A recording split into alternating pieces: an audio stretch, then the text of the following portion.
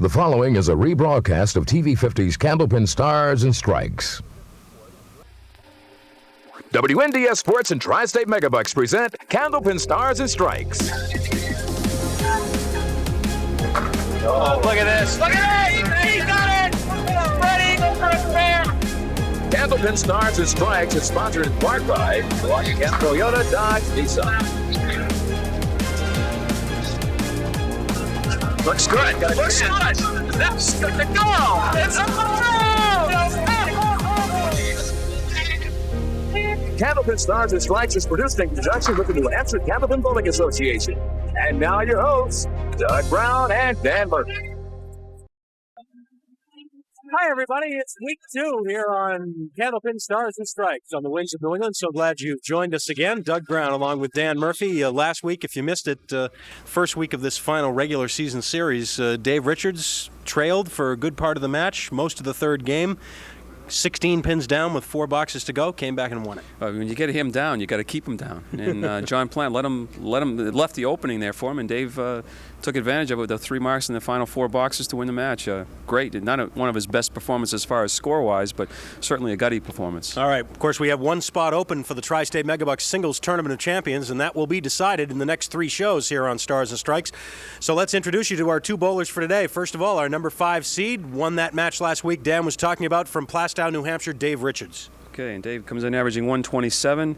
High triple is 468, and his roll-off score 652. And last week, his triple was 345. That was good enough for a 7-pin victory over John Plant as Dave came from behind in the closing boxes of the match. So now he'll try to make it 2 in a row, and he will face our number 3 seeded bowler from Newport, New Hampshire, Larry Valcourt. Okay, Larry comes in averaging 121. His high triple is 481, and his roll-off score 669. A little bit later on in the hour, we'll have our bonus ball contest. $190 on the line there, as well as a couple of brand new sets of bowling balls from Paramount Industries.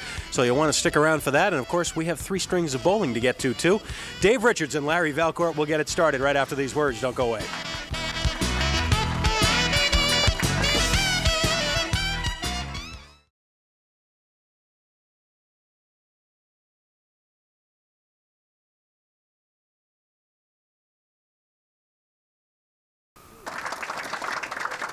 All right, here's the deal for week 2 here on Stars and Strikes. Dave Richards with the narrow victory last week over John Plant. So Dave moves up to face our number 3 seed, Larry Valcourt.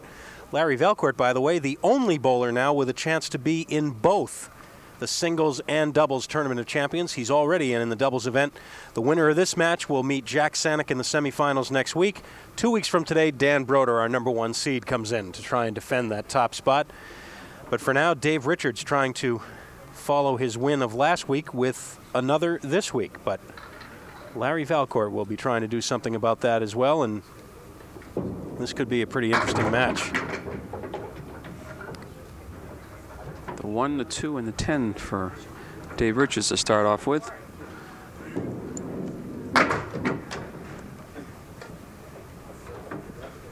Of course, last week he started out with 3 marks in the first 4 boxes, and then took him 18 more boxes before he got another one. But he got him in the end when he needed him. That's right. He had 5 marks in the third game, coming from behind to win it.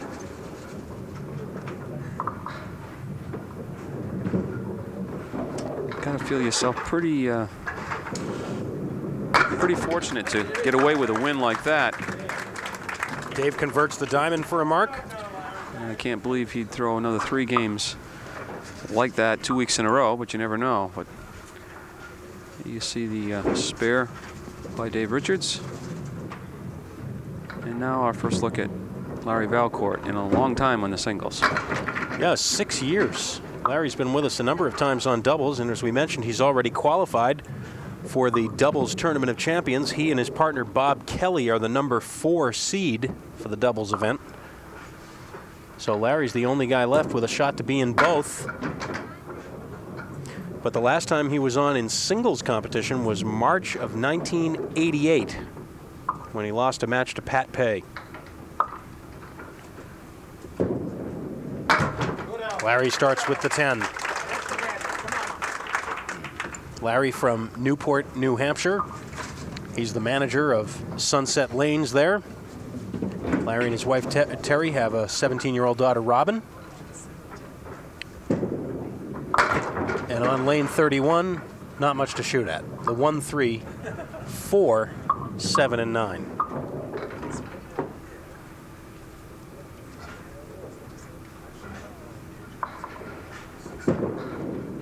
Oh, what are you talking about, Doug? A spare leave. Nothing to it. And that was quick. Watch this replay. So Larry matches the spare put up by Dave Richards in the second. Now Dave will fill his. Made it look easy. That was not an easy shot. Spread eagle on the spare fill. Dave Richards. Oh, he let up a little bit on that ball, and he almost converted it. Threw that ball a little bit slower than normal. Keep it on the lane, and it almost worked. Nice out for the 10. Let's look at it. Splits the 3-6, grabs the 4 and the 7, but just nothing coming back to help him with the 2. Well, he was full again, but this time not the spread eagle. This time a spare leave. But I think you're right. I think he slowed the ball down even from last week. Maybe he thought maybe it would give me a little more pin action if I slow it down a little bit without losing any of the accuracy. There's a spare. 2 marks out of 4 boxes. Unfortunately, the 4 on the first spare, but don't forget, that was a head pin hit, so that's what you're trying to do with that first ball. And Larry will try to do that now, filling his spare. And he does, and he gets 2 more, but not a much better leave. The 3, 5, 7, and 9, and a piece of wood, which probably won't come into play.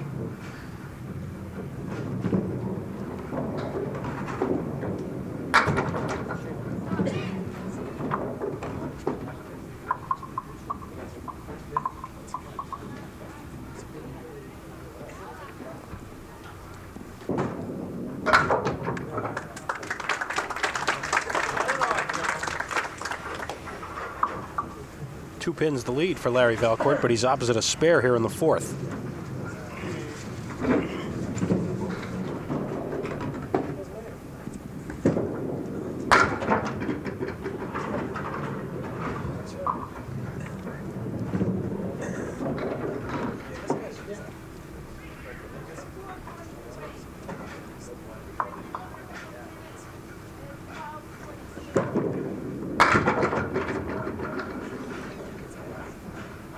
Well, if it had fallen the other way, Larry might have had himself a spare.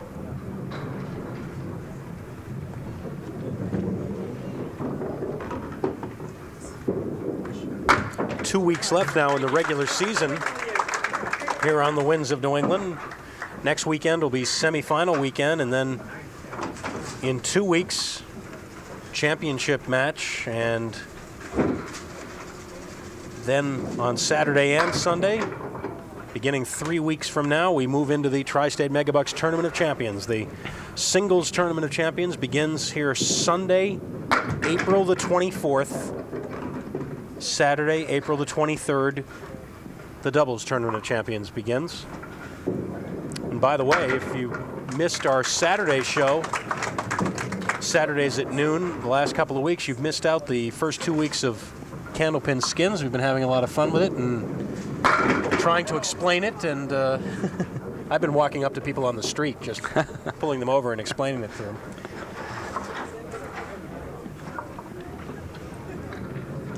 Well, the 8-pin is standing, and he's got 3 pieces of wood, all of them looking at him. There's a reaction. Threw the ball, and he knew he was going to hit the wood, and then it was just a matter of will something carry that 8-pin. So, again, like last week, he's yet to mark on 32. All his 3 marks came on lane 31 so far today. Had, what, 1 mark, I believe, last week on 3 marks on lane 32. He only had 1, though, until the last 4 boxes. And then he was able to mark the last 2 times over on 32 to help in that come-from-behind win. Oh, wow. A 1 and the 3, and he chops out just the head pin.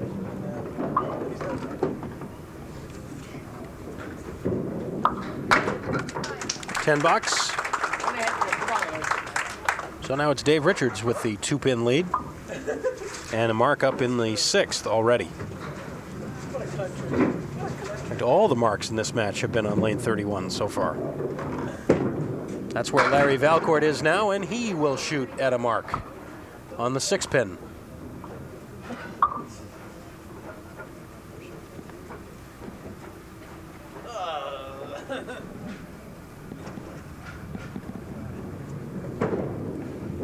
And the spare. Matching spares in the 6th, and only 2 pins separate the 2 bowlers.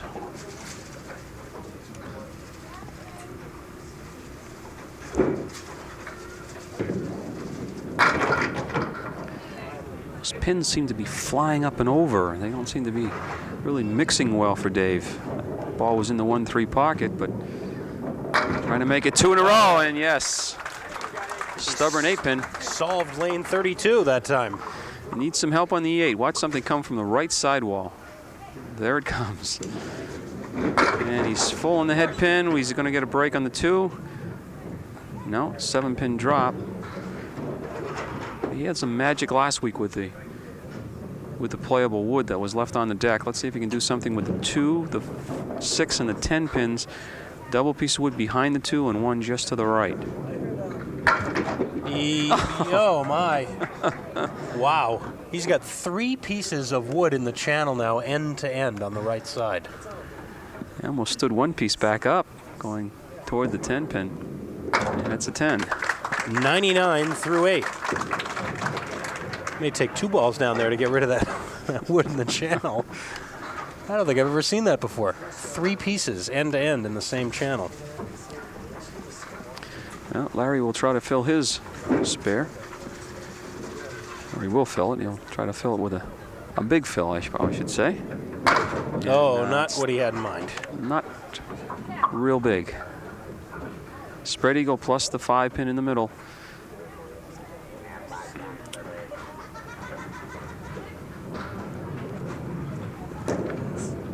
How about that? Not quite. Pretty good effort. 2-4 left.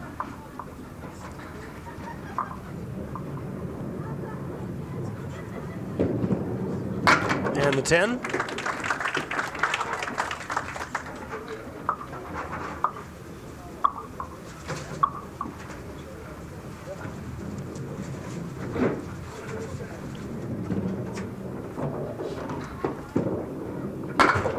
Wow. Double wow. The 189 and No. now just the 19. I was going to say, yeah, just the 19. Almost stole the 8. And there goes the 3 and the 6. Hello. 1 ball left. Still looking at 6 pins, and he's hit both object pins he was shooting at.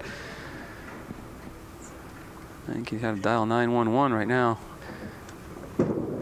These pins are falling tough, and then a great out. Like, that was a great box, really. Terrific 10 right there. There you see the 10 box, and what a strange frame that was.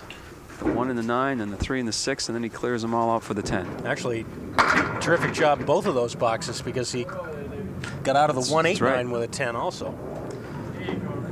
Dave Richards got the 2, 4, 7, and the 10 pins and a piece of wood that looks like it may help him with a 10. But again, concentration on the 3 pin. He's sliding by. A reminder, when you stop by here at Park Place Lanes, where we tape Candlepin Stars and Strikes.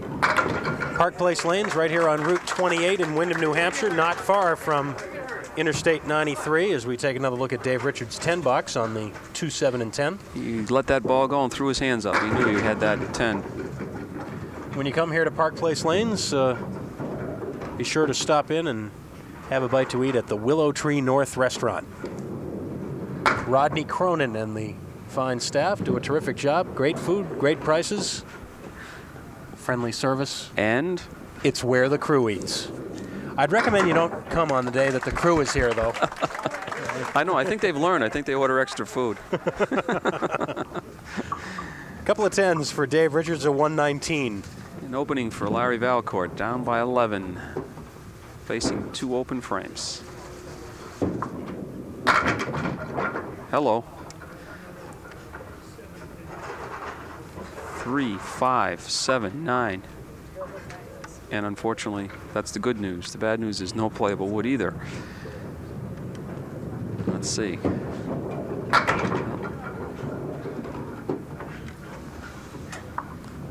Both bowlers pinning very well. Each bowler has only left 1 pin standing through. Oh. Thanks, Stan. And he has a no-hitter through. Oops. There.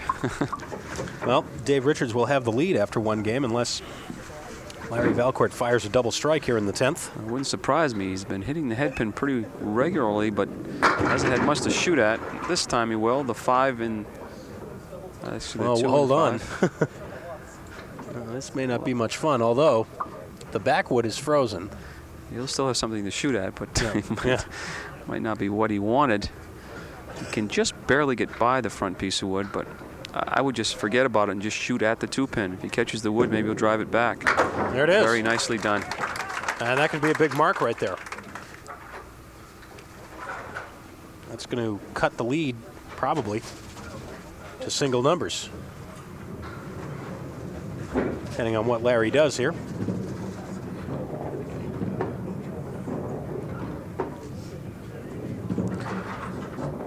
We're waiting for the machine to return his bowling balls, preferably the strike ball. That's what he's looking for. Well, he'll take 7, and it'll be a 113. So it is indeed Dave Richards with the lead by 6 after game 1. With 2 to go here on Stars and Strikes. Don't go away.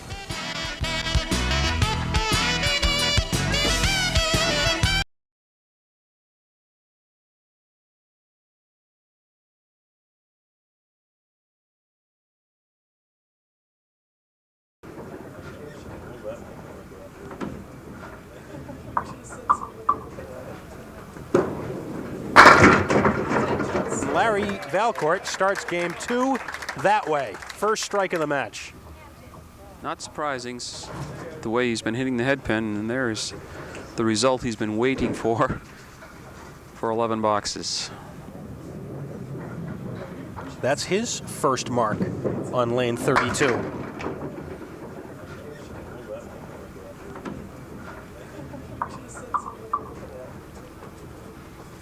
Missing the head pin to the left this time is Larry, but had a similar shot early in the match and made it for a spare. Oh my! Like spare on strike. Watched Larry over the years. Of course, I've known the Valcourt family for many, many years, and seeing this fellow grow to be one of the better Candlepin bowlers. Not necessarily mechanically, but mentally, he's got a lot of confidence now. And he just feels every time he goes out there, he can beat somebody. 2-4-6 for Dave Richards.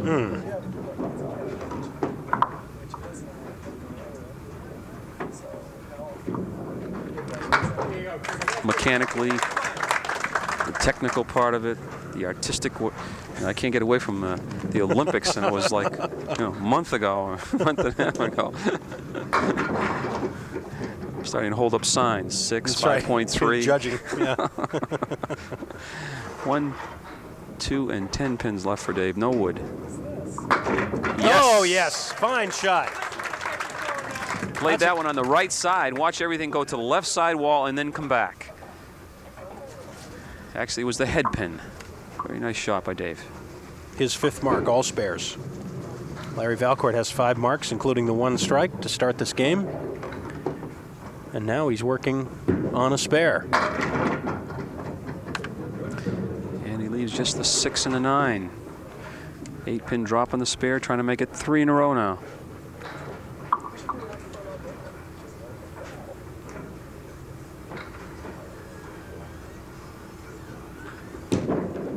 And no.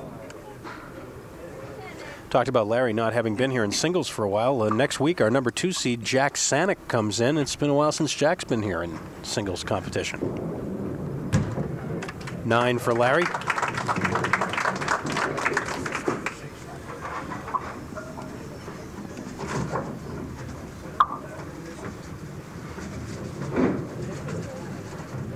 47 through 3.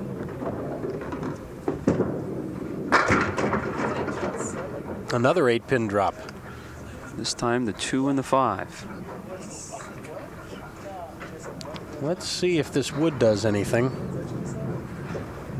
I think whatever it will do will be bad. Well, it looks like it's going to stay out of the way for now.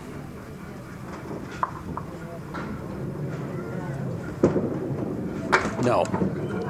I was going to mention this on the 6-9. Larry hit the 6-pin, which is your object pin, and missed it.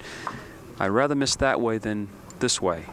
Missing the object pin being the 2-pin does not give yourself much of a chance of making that spare, and I'm sure Larry's upset with himself. Not as much with the 6-9 because he did hit the 6-pin, which was the object pin. Dave Richards on a spare.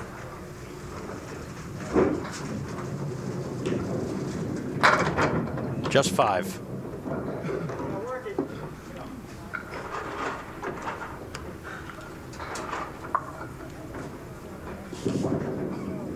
Let up a little bit on that ball and converts it for the spare. And you see the reaction. Ball spinning and breaking back just a little bit to the left, and gets the good kick off the sidewall for the 8-pin and through the middle. You gotta make another one now, come on. Spread eagle plus the 8-pin. Going to go after the 3-6.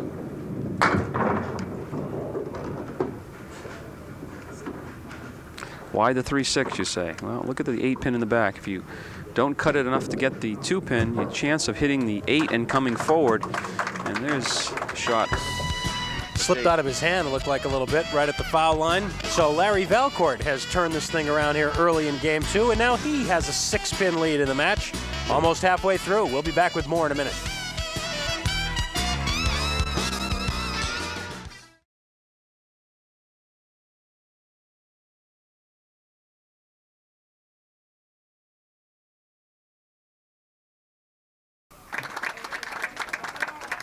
Larry Valcourt, our number 3 seed.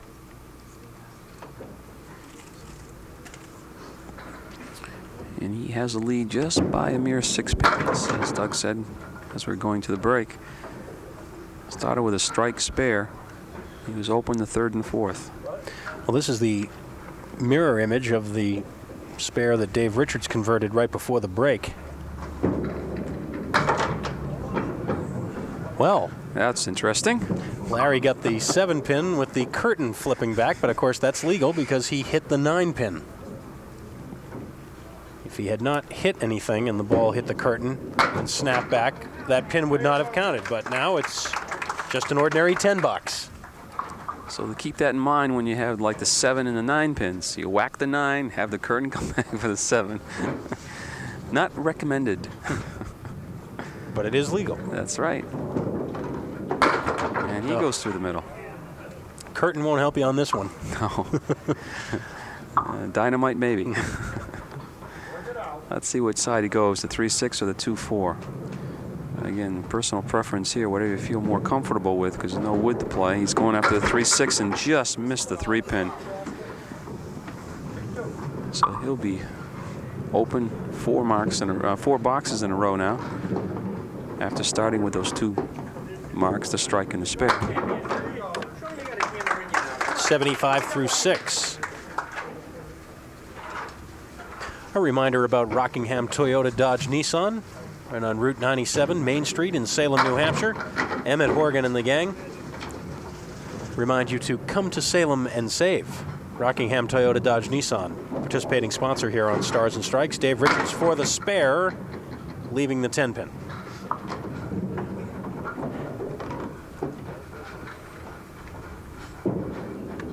And there is the 10. And there is the lead. 6 pins still by Larry Valcourt.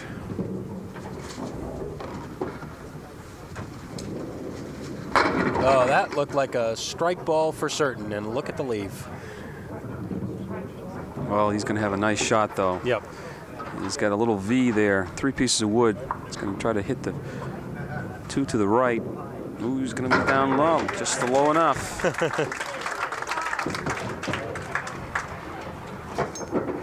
7 marks for Dave Richards now, all spares, 3 of them in this game.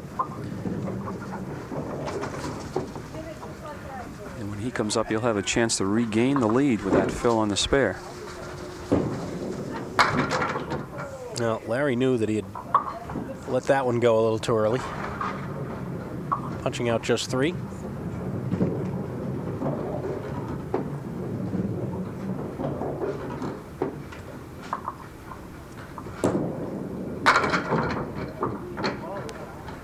For the average bowler, Dan, league bowler, weekend bowler, whatever, is there a key that you can give for one important element, it would seem, is the release point? How you try and figure out where your release point is. Is there something that you can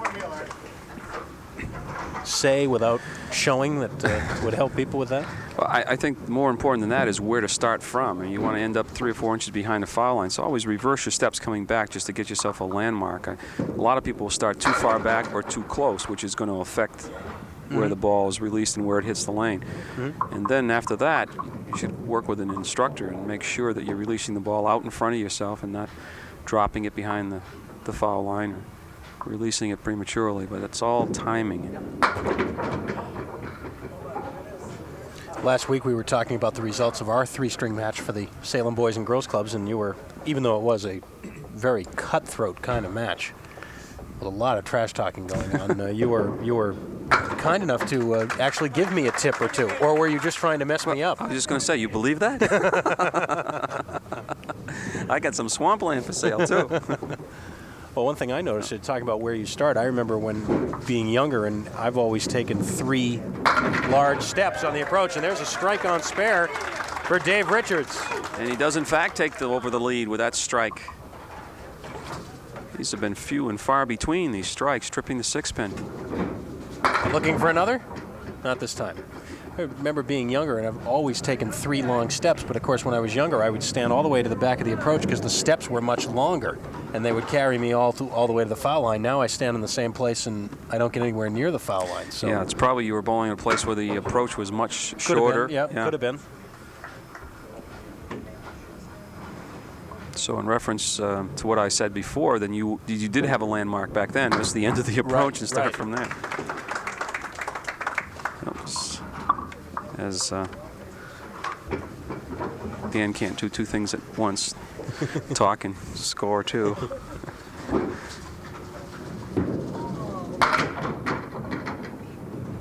But I guess that is something that would change over time. I mean, The release point is a big thing. Most people, I think if there's one glaring problem, we call dropping the ball. If the ball's missing to the right constantly, you're releasing it too soon. For right-handers, right. And of course the reverse is true. If you're missing to the left, you're holding on to it a fraction of a second too long. And oh, what a great spare by Larry Valcourt. Just caught enough of the tip of that wood to send the ball into this 6-10. Watch.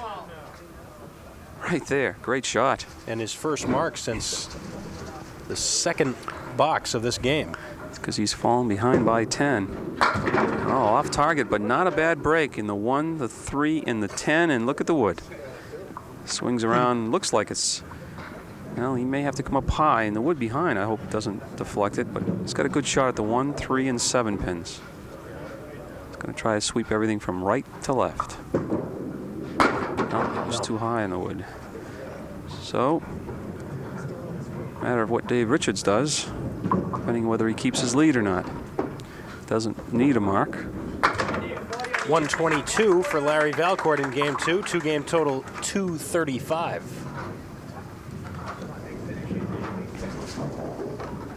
So Dave Richards will need a 117 to maintain his lead. So he does not need to mark to keep the lead.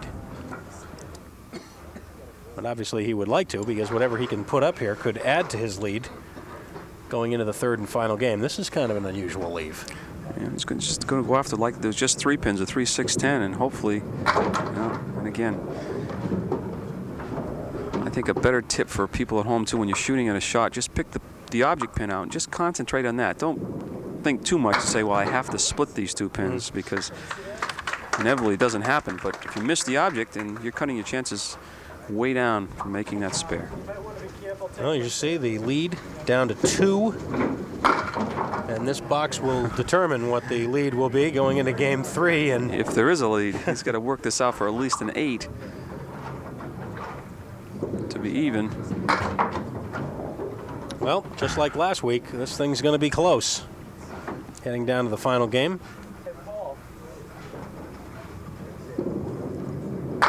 And it's a 9-box, so Dave Richards does, in fact, maintain the lead, but only by one. 236 to 235 with one game to go, which we'll have for you in a minute.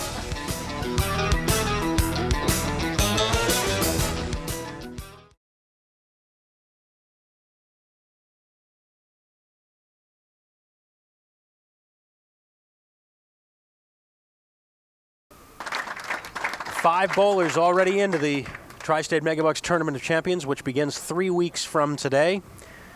Two of these five started out as number 1 seeds, Joe Ashline and Paul Berger. Mark Gregory was a number 2 seed, won 2 matches to get in. Peter Flynn and John Potorsky were number 3 seeds. They had to win 3 matches in order to get in.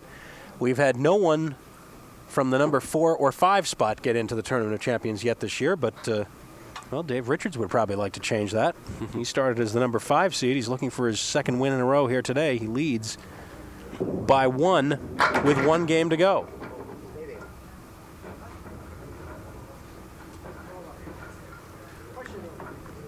And it looks like this should be pretty favorable. I'd take my chances with it.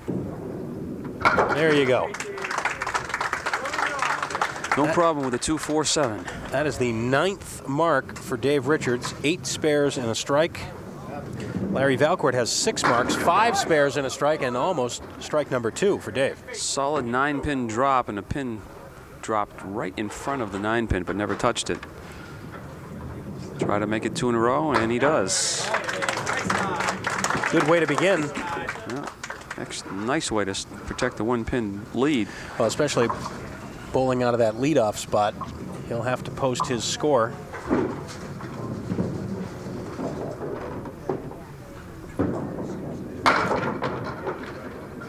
Larry Valcourt can't carry the 4-pin, so he'll have the split with the 3-6-10.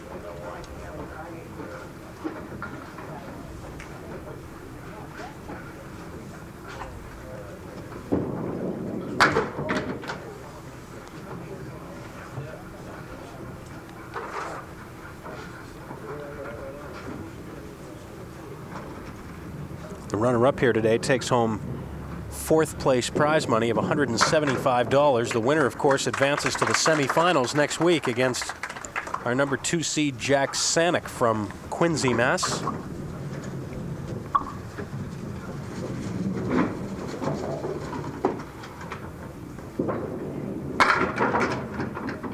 And again, Larry will have a split. Missed knocking the 4-pin down, and it was coming across what might have knocked down the 3 and the 6, but the second piece of wood stopped it. So he's looking at 3, 4, and 6 with 2 pieces of wood behind the 3, 6, but they're not in a good angle to get the 4. Oh, that close. Just short of it.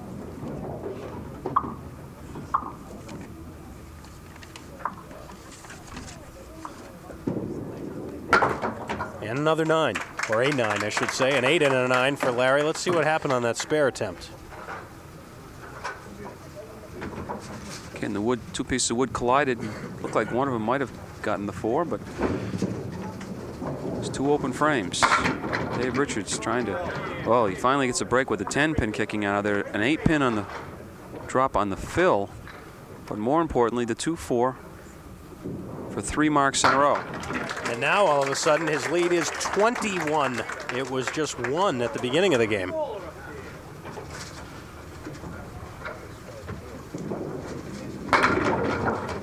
Oh, boy. The 4 or 5, and if the wood stays there, you have somewhat of a chance. Try to shoot at the 4-pin and catch a little bit of the wood, come off the sidewall. Ooh. Dave thought he might have had it. He couldn't have missed the cap of that wood by very much. No. A slight opening for Larry Valcourt, Dave being open in the 4th. However, he's still opposite a spare 8, so he's down 21 now, but he'd have to go spare 8 or mark 8 to maintain that. Well, let's see. 7, 9, and 10 with wood. Well, the wood is rolling away from the 7. It was resting against the 7 pin at first. It's changing by the minute, his options. Now he would like to see that piece of wood that's on the right roll back a little further. I believe that's the one he's going to have to play. It's one of those times you'd want to slow down the ball a little bit, Could maybe? be, keep everything in play. The 9 pin looks like it's going to be the problem pin. You got it.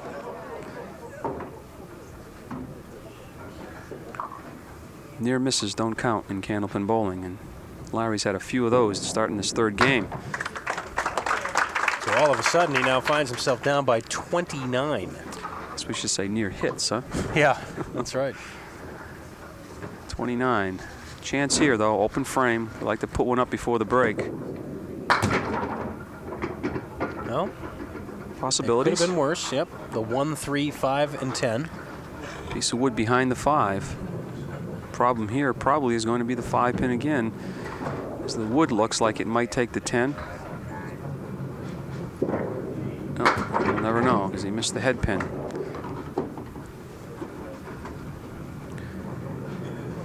And again, like most of us bowlers, takes it out on the towel. We'll take a break right here. So the quick start in this third game for Dave Richards has increased his lead now to 30 with 6 boxes remaining. We'll be back.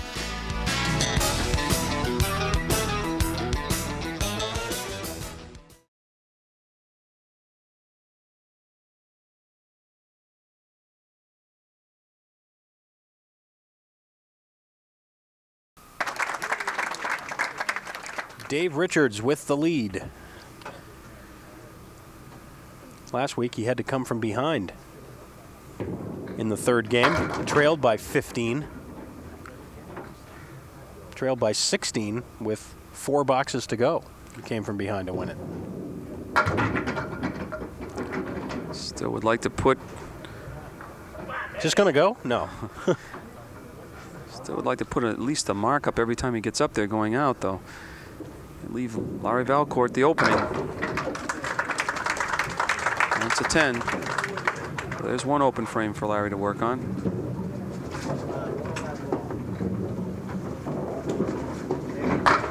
Half Worcester left.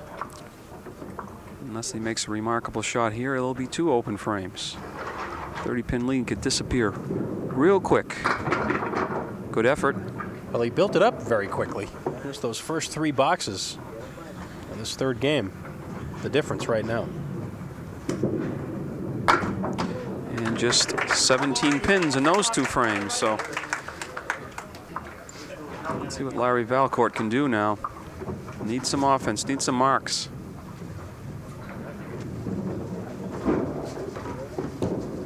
On the head pin, but not the greatest result. 3, 6, 10 on the right with the 4 pin. And no wood to help him. He's going to have to do it by himself.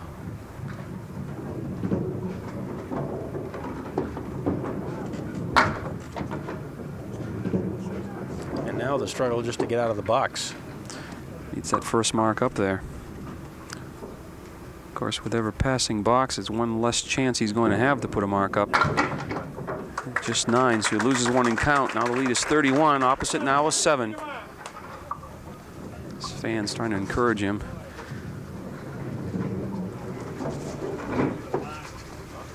He has 6 marks in the match, but he's now gone 6 boxes without one, and there's a little break with the 9 pin kicking out, but of course the 4 horsemen never easy. And he's not going to like that. So his option of splitting or coming to the right of the head pin is diminished. He's going to have to probably play this to the right of the head pin, because if he splits it, the ball is going to be deflected.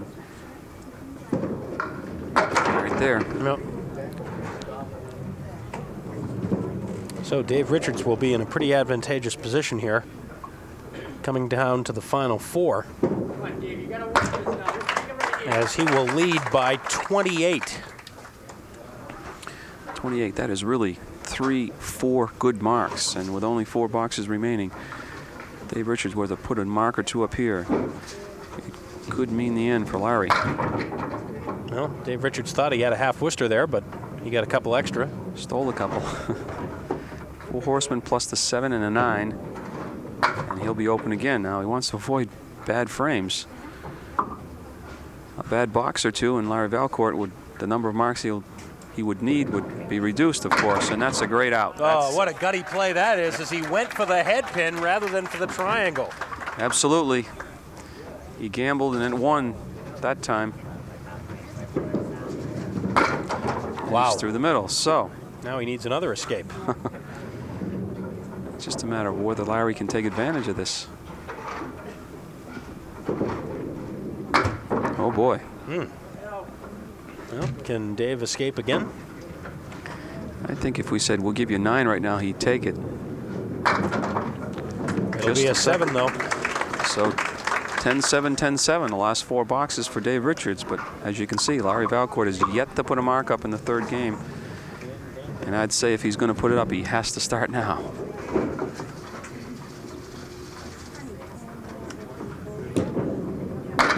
And again, nothing to shoot at, really.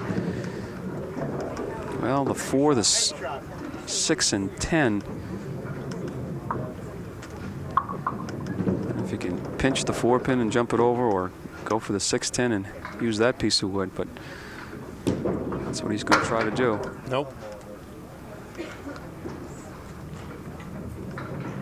Well, in order to give himself a realistic chance, Larry will need a mark in the 8th. Yeah, he'll have to put a mark up.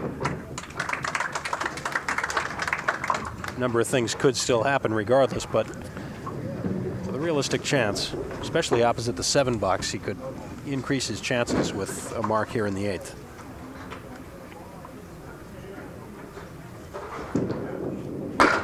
Well, again, you can't say he's not hitting the head pin.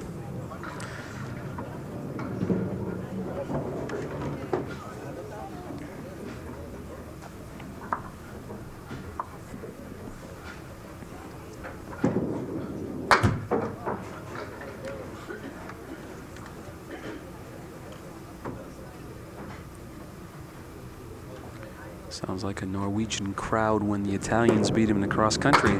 Quiet. Well, you really can't get away from the No, I Olympics, can you? can't. I know. Said he died of that for, seems like 6 months. Well, it's the long winter we had too, didn't it? Yeah. Kind of can relate to those snow and cold weather. So 26 pins is the lead for Dave Richards going to the final 2. Wow. Boy, it looked like he might carry either the 4 or the 10, or maybe even both. And he gets neither one. And now Dave's doing some traffic directing here. And well, it turned a little bit too much for him. He had an angle, but then it rested against the 4 pin and turned. So he still needs some help. There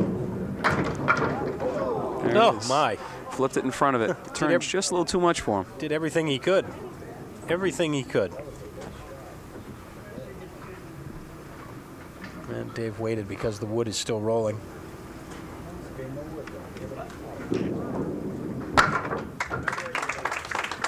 One, 109 now. Watch the wood. And there you see it right in front of the 10. Pulled another piece of wood out of the channel, but didn't work either. Good first ball there. 4-8 for a spare. Larry Valcourt is already in a double strike situation.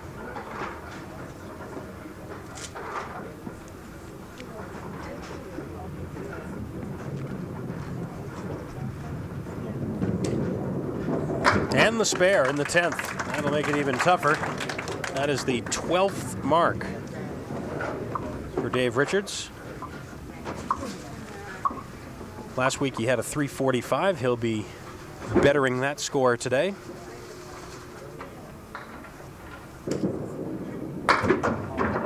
Takes a 4 fill, 123 for a 359. So Larry Valcourt needs strikes, and lots of them. He needs a 124. So he needs 50 pins. If he throws a double, then we can talk. There's one. There is one of them.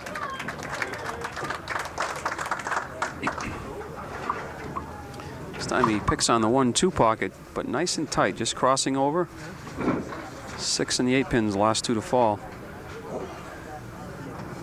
Has to have another strike to keep himself alive. Looks pretty good. Wow. Pretty good effort. Boy, oh boy. Made it interesting, I'll say that. Well, Dave Richards wasn't looking. He was holding his breath.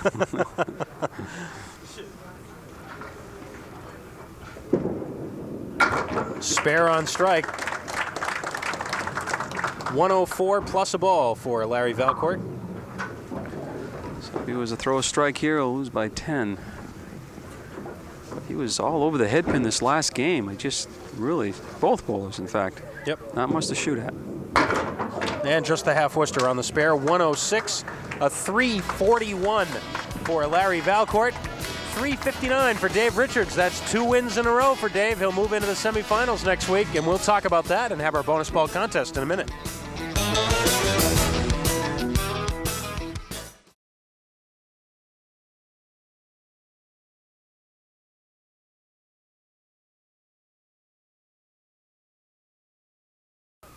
We are back, and with not too much time to talk, Larry Valcourt, $175. Our congratulations. Boy, it's not like you weren't hitting the head pin. We talked about that during the third game. Well, it's just, you look for the breaks off the head pin. Sometimes they come, sometimes they don't. It's too many splits to shoot at, you're only going to make so many. Well, the bad news, the loss today, but the good news is we see you again in a few weeks in the doubles tournament of champions with Bob Kelly. Yeah, right. I can't wait. All right, we look forward to it. Thanks very much, Larry. Appreciate it. Congratulations.